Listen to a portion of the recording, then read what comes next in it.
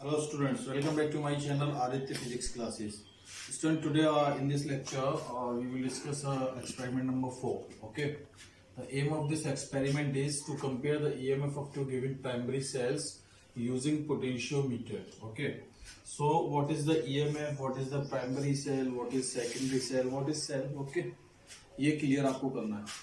पहले तो आप इतना समझ लीजिए, ये आप अपने लेक्चर्स में क्लियर कर सकते हैं. यहाँ मैं लेक्चर नहीं कि आपको एक्सपेरिमेंट करा रहा हूँ, लेकिन फिर भी हमको थोड़ा बहुत डिटेलिंग पता होना चाहिए. ठीक है, तो नंबर वन तो ये जो ईएमएफ है, EMF full form of this EMF is electromotive force. Okay, electromotive force.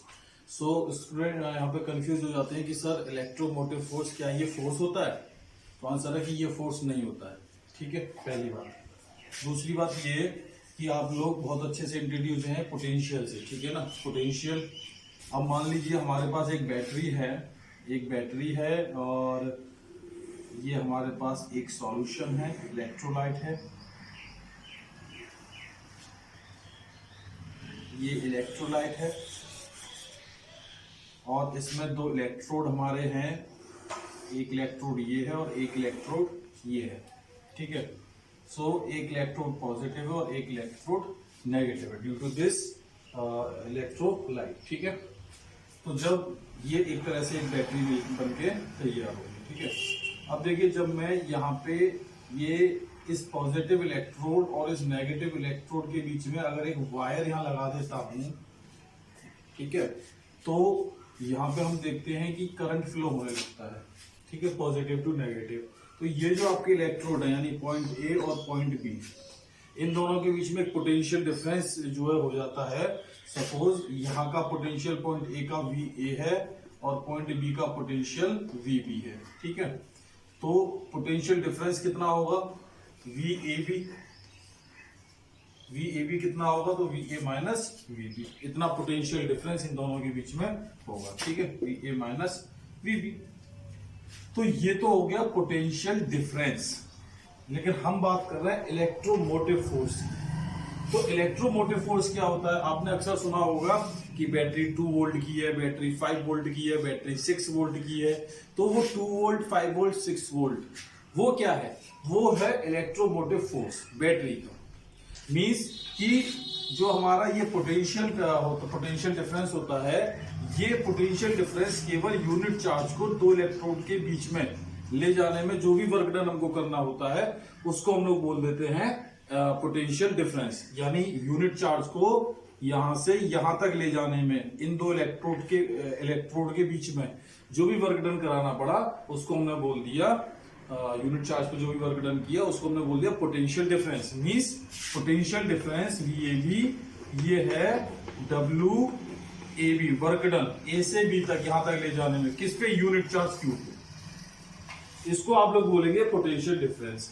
लेकिन मैं जो बात कर रहा हूं इलेक्ट्रोमोटिव फोर्स, ये जो होता है असल में देखिए हो क्या रहा है कि जो हमारे पॉजिटिव चार्जेस हैं वो इस पॉजिटिव टर्मिनल से निकल रहे हैं और नेगेटिव टर्मिनल पे खत्म हो रहे हैं. आप केवल इतना देख पा रहे हैं, लेकिन एक्चुअली ये जो पॉजिटिव चार्ज है, ये जो इलेक्ट्रोलाइट है यहां से इस नेगेटिव से यहां से छूटते हैं और ये पॉजिटिव से होते हुए और इस तरह से ये अपना एक लूप बनाते हैं, तब यहां के खत्म होते हैं.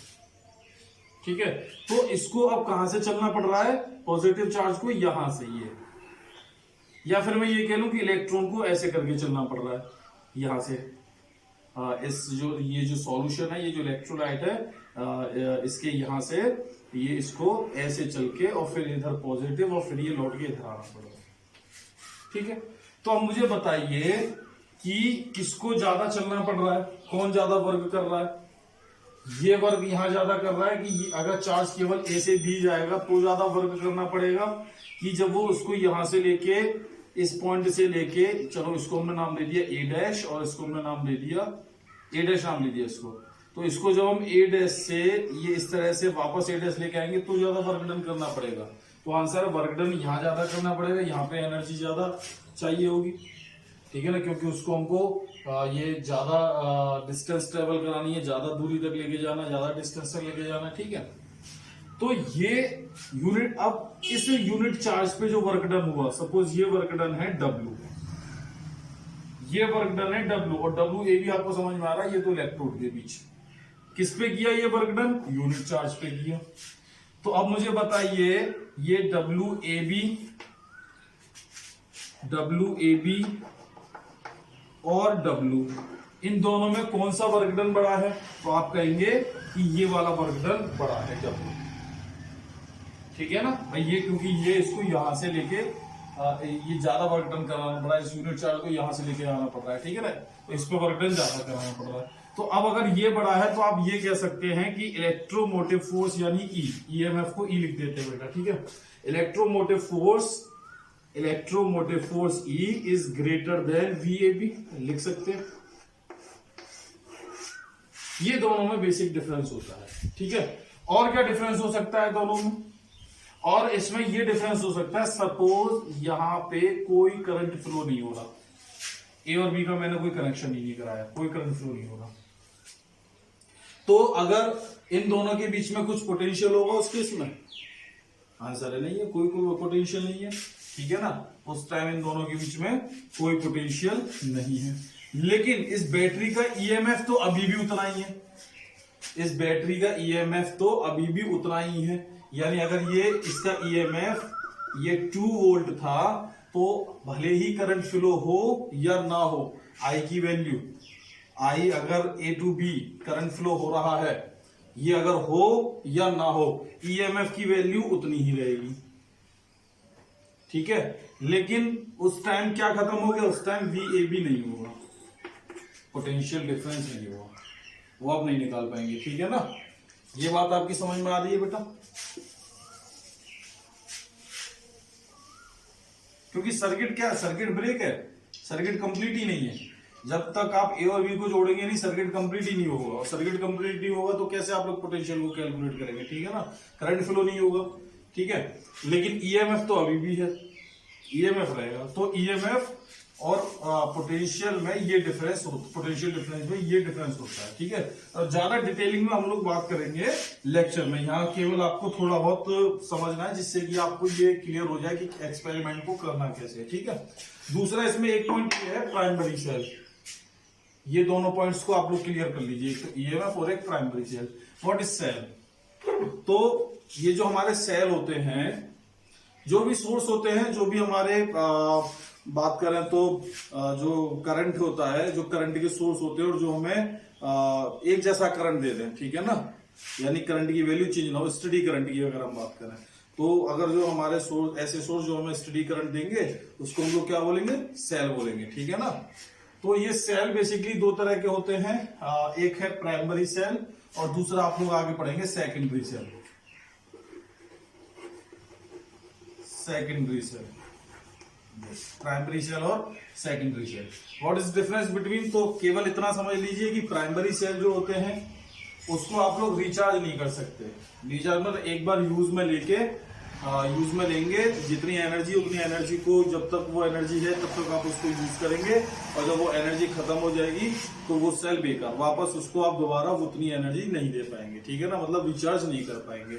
और सेकेंडरी सेल क्या होते हैं, जिसको आप लोग वो डिस्चार्ज हो जाएगा तो उसको दोबारा आप लोग चार्ज कर सकते हैं। ये दोनों के डिफरेंस है, प्राइमरी सेल के और सेकेंडरी सेल के, ठीक है ना। अब मुझे बताइए कि जो आपके घरों में बैटरी है इन्वर्टर वाली, वो कौन सा सेल हुआ, प्राइमरी की सेकेंडरी, तो आप बोलेंगे सर सेकेंडरी, क्यों, क्योंकि अभी अभी मैंने बोला कि जिसको आप चार्ज कर सकते हैं, तो जो हमारी बैटरी होती है घरों में इन्वर्टर वाली, इन्वर्टर पे जो काम करती है, वो सेकेंडरी सेल का एग्जांपल हो गया। क्योंकि जब पावर सप्लाई चली जाती है तो उस समय जब हम उससे करंट लेते हैं तो उस टाइम क्या होता है, उस टाइम हम लोग उससे करंट लेते हैं, एनर्जी लेते हैं, और जब पावर सोर्स, पावर सप्लाई वापस आ जाती है तो उसको दोबारा से रिचार्ज कर देते हैं। मतलब ये क्या है, रिवर्सिबल इक्वेशन, आपने केमिस्ट्री में पढ़ी होगी, रिवर्सिबल और नॉन रिवर्सिबल इक्वेशन। मतलब जितना हमने जो हमने रिएक्शन करी, वापस उस रिएक्शन से वही चीज बना दी, ठीक है ना। तो जो एनर्जी हम लोगों ने ली और वापस एक्सटर्नल सोर्स से उसको, उस एनर्जी को दोबारा दे दिया और दोबारा रिचार्ज कर दिया, ठीक है ना, चार्ज कर दिया। और जिसको आप नहीं चार्ज कर पाएंगे वो कौन सा होगा, प्राइमरी सेल। तो बताइए टॉर्च का सेल, हम लोग टॉर्च यूज करते हैं, या फिर टॉर्च यूज करते हैं या फिर घड़ी यूज करते हैं, वॉच, तो उसमें जो हमारे सेल होते हैं वो कौन से सेल का सेल हुआ, तो आप बोलेंगे कि सर वो प्राइमरी सेल है, क्योंकि उसको हम एक बार यूज में लेते हैं और फिर जब वो डिस्चार्ज हो जाता है, खत्म हो जाता है, तो हम उसको दोबारा यूज में नहीं ले सकते। घरों में रिमोट होता है, रिमोट का सेल प्राइमरी सेल होगा, क्योंकि जब वो उसके अंदर एनर्जी खत्म हो जाएगी तो आप उसको दोबारा यूज में नहीं ले पाएंगे। ठीक है, तो ये प्राइमरी सेल और सेकेंडरी सेल डिटेलिंग में हम लोग फिर से वही चैप्टर में ही बात करेंगे। ठीक है, प्राइमरी सेल के तो बहुत अच्छे एग्जांपल हैं, लैंग-लांशियर सेल और डैनियल सेल, ये दो इसके एग्जांपल हैं, लैंग-लांशियर सेल और Daniell cell. What is Leclanché, what is Daniell, तो इस एक्सपेरिमेंट में आपको देखने को मिल जाएगा कि कैसे एक लैंग-लांशियर सेल को तैयार किया जाता है और कैसे एक डैनियल सेल को तैयार किया जाता है। तो अभी हेडिंग है आपकी एपरेटस, नोट करिए apparatus. A potentiometer, a battery eliminator, galvanometer, resistance box of 0 to 10,000 ohms, jockey, one-way key, two-way key, Leclanché cell, Daniell cell, connecting wires, ammeter, voltmeter and rheostat. Daniell cell. Now, let us go through the brief description of Daniell cell. The EMF of the Daniell cell is 1.1 volts. A zinc rod is placed in a porous pot. This porous pot is filled with dilute sulfuric acid or acidulated zinc sulfate solution. The zinc rod acts as a negative terminal. The solution in the porous pot acts as an electrolyte. The copper vessel contains saturated copper sulfate solution. The copper vessel acts as a positive terminal. The copper sulfate acts as a depolarizer. Copper sulfate crystals are placed on the top of the vessel to maintain the concentration of the copper sulfate solution. Leclanché cell.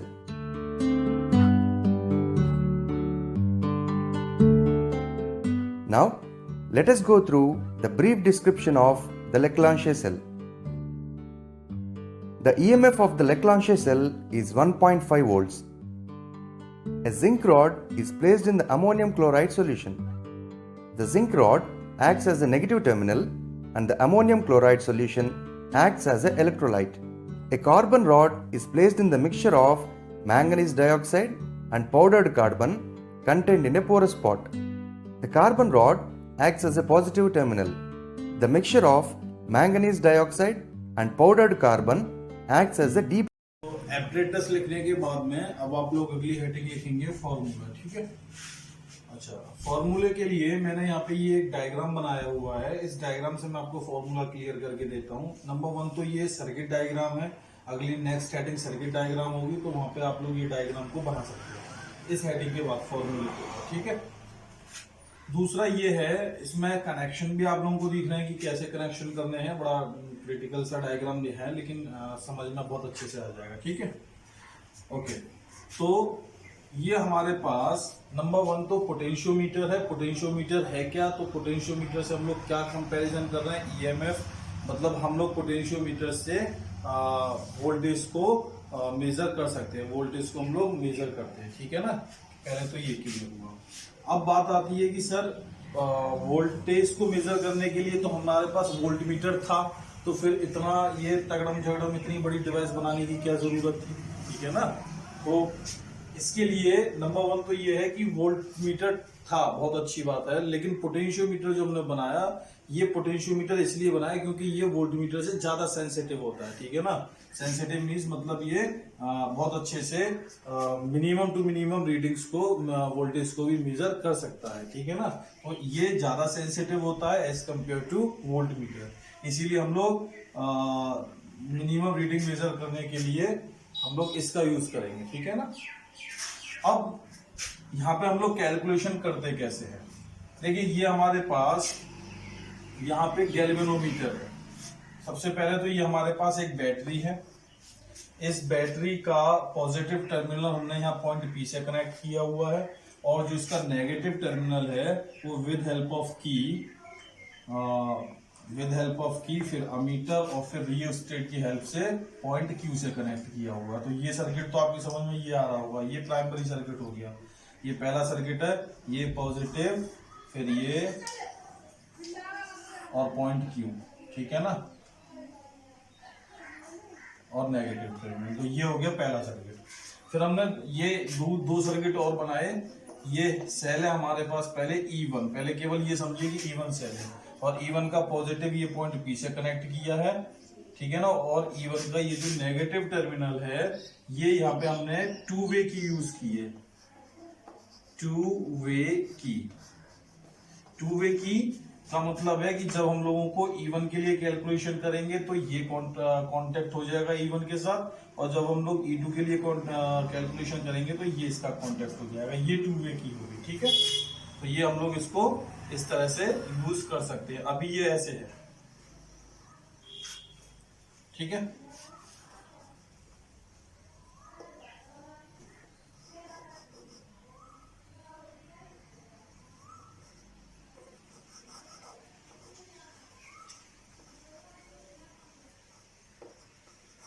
ठीक है बेटा, या पहले की तरह ऐसे छोड़ दीजिए, ठीक है। अभी ये ऐसे है। अब क्या होगा, मान लीजिए कि हम लोगों ने हमने क्या किया, ये मान लीजिए E1 के लिए हम लोग कैलकुलेशन करना है, तो ये कनेक्शन हमने कर दिया E1 के लिए, ठीक है। तो उस टाइम हम E1 के लिए रीडिंग कैलकुलेट करना चाह रहे हैं, तो हमने यहाँ पे गैल्वेनोमीटर में ये देखा कि इस पोटेंशियोमीटर के जो वायर है उस पर हम लोग ऐसे इसको स्लाइड कराएंगे, और स्लाइड करके देखेंगे कि जीरो डिफ्लेक्शन हमको कहाँ मिल रहा है, ठीक है ना। तो सपोज जीरो डिफ्लेक्शन हमको इस पॉइंट क्यू पे मिला, इस पॉइंट क्यू पे। ये अभी भी मैं आपको विजुअली भी दिखाऊंगा, वीडियो में आप देखेंगे कि विजुअली आपको क्लियर हो जाएगा कि कैसे जीरो डिफ्लेक्शन हो रहा है, क्या हो रहा है। तो यहाँ पे हमको पॉइंट क्यू पे जीरो डिफ्लेक्शन मिला। तो जिस समय पॉइंट क्यू पे आपको जीरो डिफ्लेक्शन मिल रहा है, मतलब गैल्वेनोमीटर की निडल में डिफ्लेक्शन नहीं हो रहा है, जीरो डिफ्लेक्शन हो रहा है, उस टाइम में यहाँ पे ये लिख सकता हूं कि पोटेंशियल ऑफ P, इस P पॉइंट का जो पोटेंशियल है वो इस A जो सेल है हमारा, इस सेल के ये जो पॉइंट है, यानी पॉजिटिव टर्मिनल को हमने नाम दिया A, और सेल E1 के नेगेटिव टर्मिनल को नाम हमने दे दिया फिलहाल B, ठीक है ना, B। तो पॉजिटिव टर्मिनल A है, तो इस सेल के बराबर होगा पॉजिटिव टर्मिनल के पोटेंशियल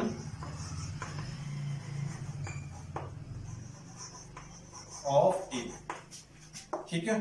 और ये हम कह सकते हैं कि potential of Q,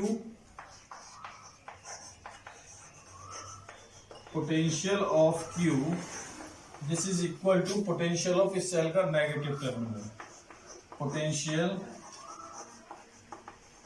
of B, negative terminal B है, ठीक है।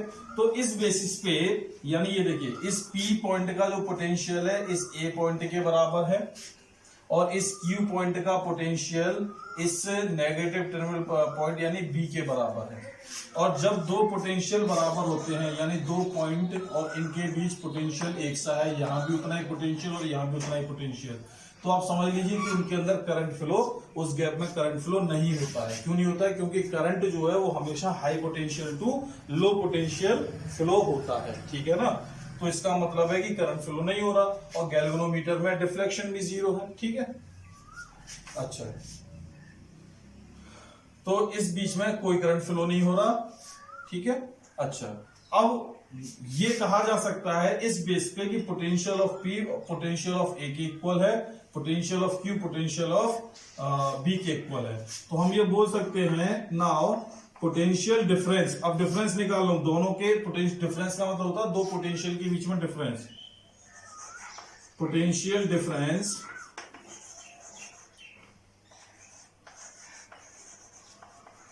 VAB, this is equal to VPQ, होगा कि नहीं होगा?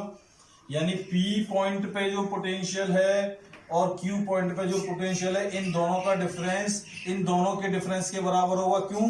क्योंकि P और A का एक था और Q और B का एक था। तो इन P और Q के बीच जो डिफरेंस होगा उतना ही फिर किसके बीच होगा, A और B के बीच भी होगा पोटेंशियल डिफरेंस, ठीक है। V AB equal to VPQ, और ये जो VPQ है ये पोटेंशियल डिफरेंस जैसे जैसे लेंथ इंक्रीज होगी वैसे वैसे इंक्रीज होगा। तो हमने लिख दिया कि ये L1 के डायरेक्टली प्रोपोर्शनल है VPQ, मतलब जैसे जैसे लेंथ बढ़ती है हमको मालूम है कि पोटेंशियल डिफरेंस भी बढ़ता है, ठीक है। तो हम ये कह सकते हैं VPQ is directly proportional to L1, और इसी बेसिस पे हम लोग ये भी बोल सकते हैं क्योंकि VPQ तो VAB के बराबर है तो VAB is directly proportional to L1। L1 is what, L1 is the ये P से ये वाला डिस्टेंस इस Q पॉइंट तक का, इसको हम लोग L1 बोलेंगे। ये जो बैलेंसिंग लेंथ है, ठीक है ना, यहाँ पे जो जीरो डिफ्लेक्शन है, ठीक है। Now this is VAB, this is equal to L1। सो इसको हम लोग ऐसे भी लिख सकते हैं, जब प्रोपोर्शनल टू का साइन हटाएंगे तो KL1 दिस। अब बेटा एक बहुत इंपॉर्टेंट बात कि इसमें EMF में, पोटेंशियल में और इसमें क्या रिलेशन होता है, E और V का रिलेशन। तो ये आप लोग अभी केवल इतना समझ लीजिए, रिलेशन होता है इसमें E is equal to V plus IR, ये इसमें रिलेशन होता है। तो V क्या है, V इज द पोटेंशियल या potential difference between the electrode. तो ये जो हमारे सेल है E, इसके पॉजिटिव और नेगेटिव ये जो दो इलेक्ट्रोड हैं इसके बीच का पोटेंशियल है V, पोटेंशियल डिफरेंस। E इस सेल का EMF है दिस, और I करंट है, और स्मॉल r इस सेल का इंटरनल रेजिस्टेंस है। सेल का इंटरनल रेजिस्टेंस, ये जो इलेक्ट्रोड जिस इलेक्ट्रोलाइट में इमर्ज थे, ये जो इलेक्ट्रोलाइट था, तो इस इलेक्ट्रोलाइट का अपना भी कुछ ना कुछ रेजिस्टेंस होता है, वो रेजिस्टेंस है R, ठीक है ना। तो इसको हम लोग बोलते हैं इंटरनल रेजिस्टेंस। अब अगर यहाँ पे मैं ये वाला रूल यहाँ पे ये लगाऊं, E1 की वैल्यू इस फॉर्मूले से निकालूं, तो E1 बराबर होगा VAB प्लस IR, ठीक है, ये ठीक है। अच्छा, VAB IR।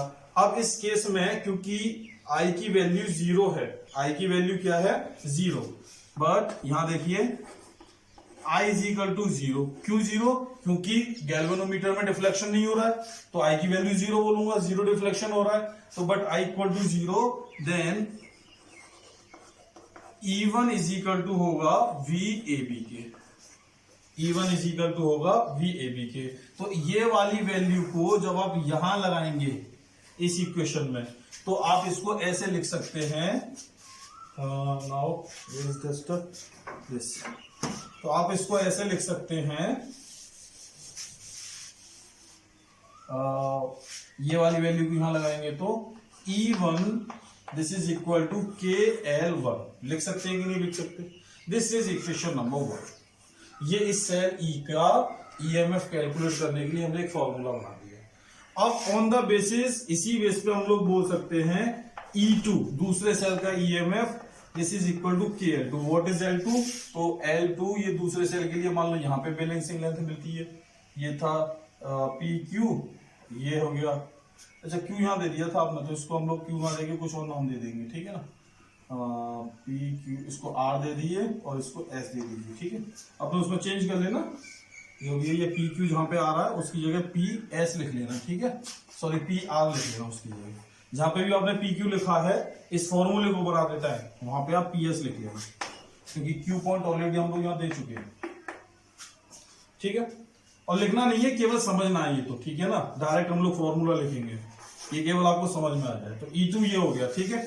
अब हमको अगर कंपैरिजन करना है तो E1 अपॉन E2 करिए दूसरा इसका, तो KL1 upon KL2 this is equal to L1 upon L।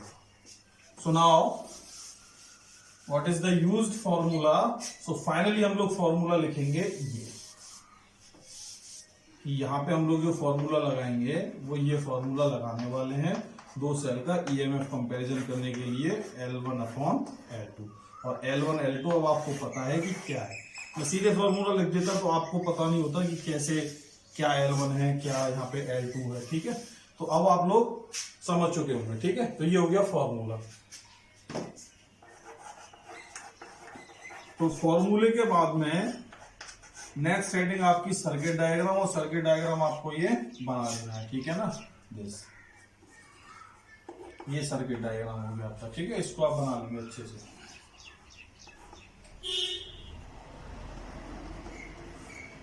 ठीक है बेटा। सर्किट डायग्राम बनाने के बाद में तो अब आप लोग एक बार देख लीजिए कि किस तरह से सर्किट डायग्राम प्रॉपरली आपको ये जो हमारा एपरेटस है किस तरह का दिखता है और कैसे हम लोग कनेक्शंस करते हैं, ठीक है ना। 0 centimeter point of the potentiometer wire is made the high potential point by connecting it to the positive terminal of the power supply.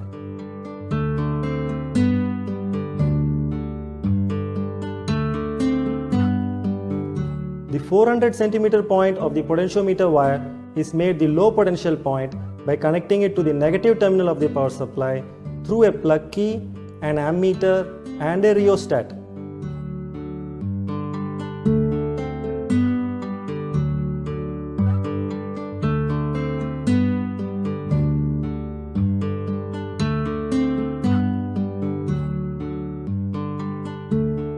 The positive terminals of the Leclanche cell and the Daniell cell are connected to the high potential point of the potentiometer wire, which is the 0 centimeter point, to cancel their EMFs against the potential gradient of the potentiometer wire.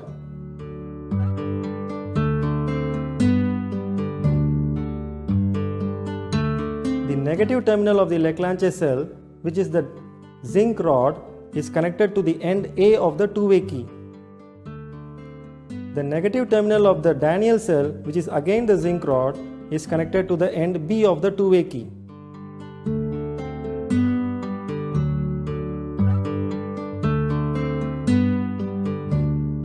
The two-way key thus acts as a switch so that we can connect either the Leclanche cell or the Daniell cell to the circuit by inserting the plug in either the AC gap or the BC gap. The common terminal C of the two-way key is connected to the jockey through a galvanometer and a resistance box.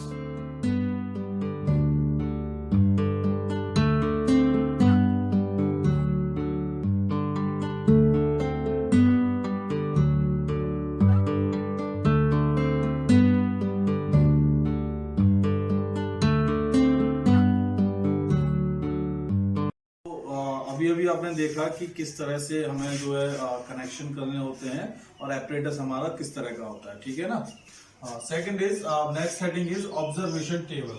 तो observation table आपको कैसे बनानी है और कैसे हम लोग readings को लेंगे, ठीक है। एक बार ये चेक करिए, देखिए। Least count of voltmeter is equal to 0.05 volts. Range of voltmeter is equal to 0 to 3 volts. Least count of ammeter is equal to 0 to 3 amperes. Range of ammeter is equal to 0.05 amperes. Number of wires on the potentiometer board are 4. Drop of potential across the battery eliminator E used in this experiment is 4 volts. Drop of potential across the Leclanche cell E1 is equal to 1.5 volts. Drop of the potential across the Daniell cell E2 is equal to 1.1 volts. Therefore, E is greater than E1 plus E2. Ammeter reading A is equal to 0.20 amperes. Balance point when E1 Leclanche cell is connected in the circuit L1 centimeters. In trial 1, it was 222 centimeters. In trial 2, it was 220 centimeters. Mean L1 is 221 centimeters. Balance point when E2 Daniell cell is connected in the circuit L2 centimeters. In trial 1, the balancing point was observed at 154 centimeters. In trial 2, it was 157 centimeters. Therefore, mean L2 is 155.5 centimeters. Therefore, E1 by E2 is equal to L1 by L2, that is 221 by 155.5, that is 1.42. Similarly, balance points for cells E1, E2, L1, L2 centimeters respectively are obtained for different values of current in the circuit by adjusting the rheostat. The values obtained are as follows.